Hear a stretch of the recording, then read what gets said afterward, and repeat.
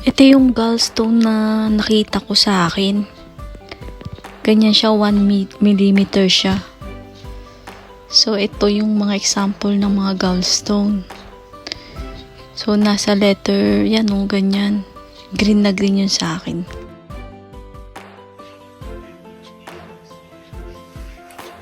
Hello friends! Hello sa mga followers ko, sa subscriber ko, sa channel ko. So,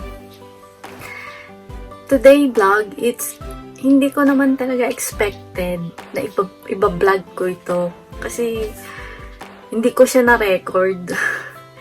So, kasi diba quarantine. So, maraming mga pumapasok sa isip natin. So, na-curious lang ako sa isang bagay. Like nung gallstone. Alam natin na ano yun, talagang pag may gallstone ka tas sumakit, kailangan natin mag-seek ng advice ng doctor o kaya pumunta agad ng hospital. So, sa case ko ngayon kasi ko yung natakot ako kasi sumakit yung tiyan ko dito banda sa right dito ano siya, ang sakit niya. As in, namimilipit siya sa sakit. So, natatakot naman ako pumunta ng hospital kasi, diba, may coronavirus. Tas quarantine. So, ang ginawa ko, nag-search ako. Ano kayang meron? Ba't ang sakit sobra? Kala ko, may monthly period. Darating yung monthly period ko. Yun. Talagang, hindi pa naman dumating yung period ko nun. So, nag-aalala talaga ako. So, akala ko talaga gallstone. Talaga, anong sakit ko, ganun. Kaya may sa liver, ganun. So, nag-try ako nag-research ako sa Google. Bakit, anong cause, kung bakit masakit ang right, lower left ng ribs ko. Yung sa baba ng ribs, sa right side, ang sakit niya. So, nag-research ako, yun nga.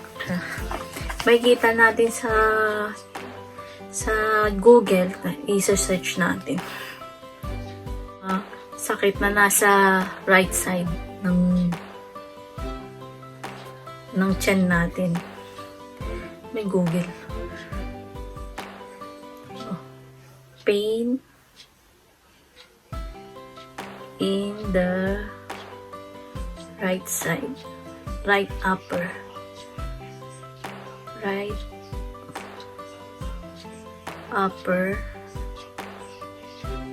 abdomen. So, yun nga, gallstone daw ang cause ng right upper pain ng abdomen. O kaya liver. O kaya sa liver, gano'n. Yun daw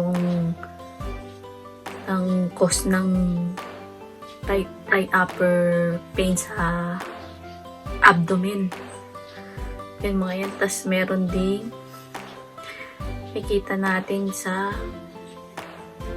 dito. Ilalagay ko sa yan. Dito ang masakit sa akin dito. Diyan. Dito ang masakit sa akin. So, titignan natin yun.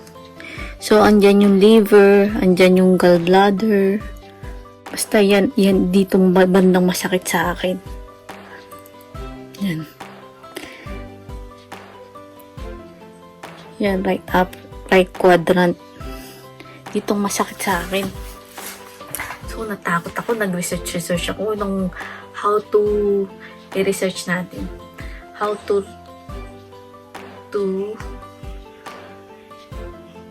reduce pain.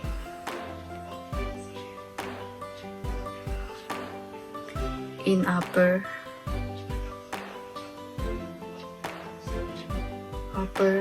abdomen. How to relieve pala. Yun nga, nag-less eat ako ng food. Kasi nasa keto diet ako, nag-less ako. Binawasan ko yung fats ko. Nag-take din ako ng baking soda.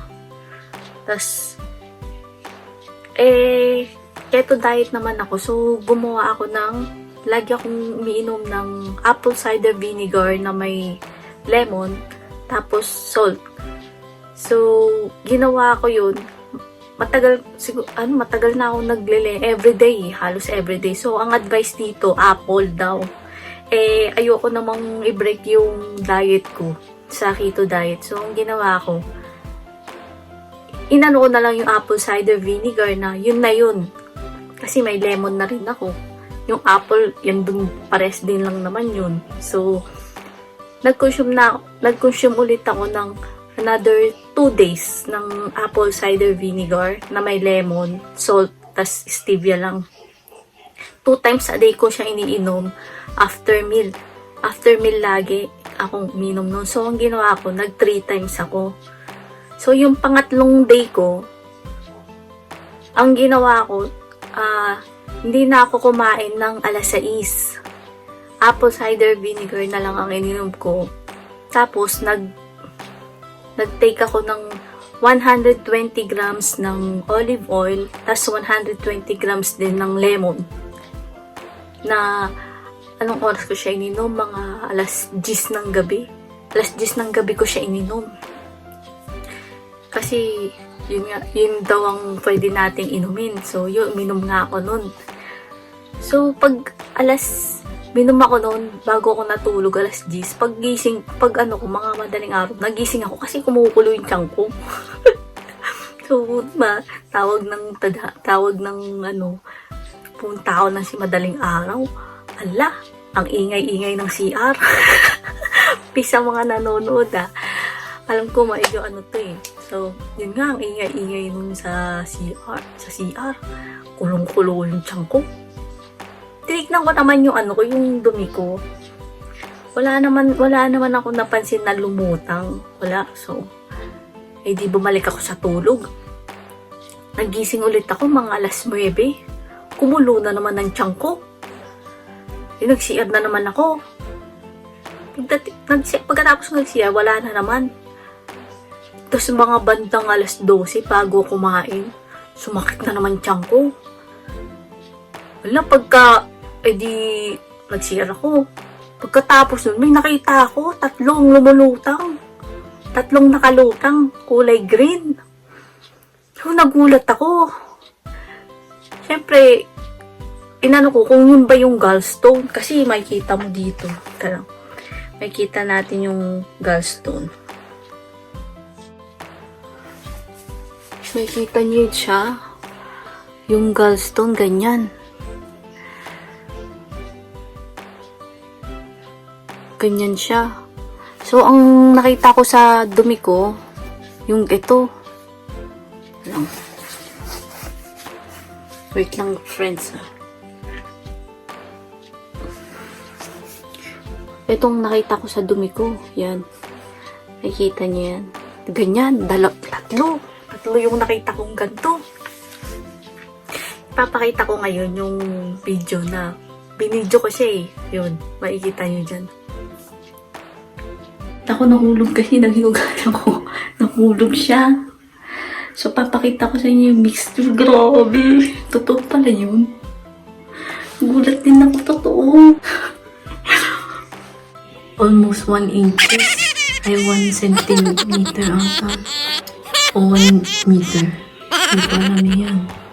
Hello guys. So, ngayon, papakita ko sa inyo yung effective way na pagtanggal ng gallstone. So, nagulat din ako. So, nag-CR na ako. So, itong nakita ko. Ito. Wait lang.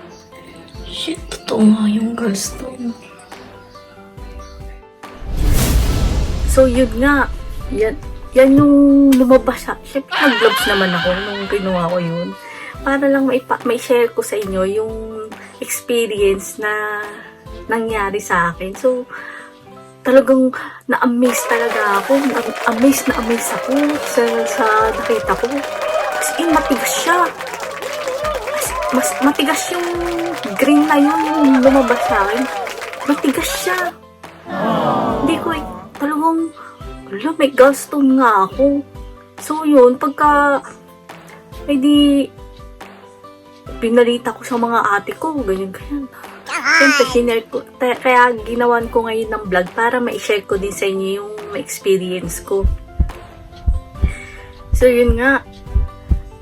Pagkatapos nung yun nga, yung araw na yun, medyo nawala yung sakit. As in, nawala. Wala na ako nararamdaman na sakit sa tiyan. As in, nakarelax ako. Grabe. Thank you, Lord. Talagang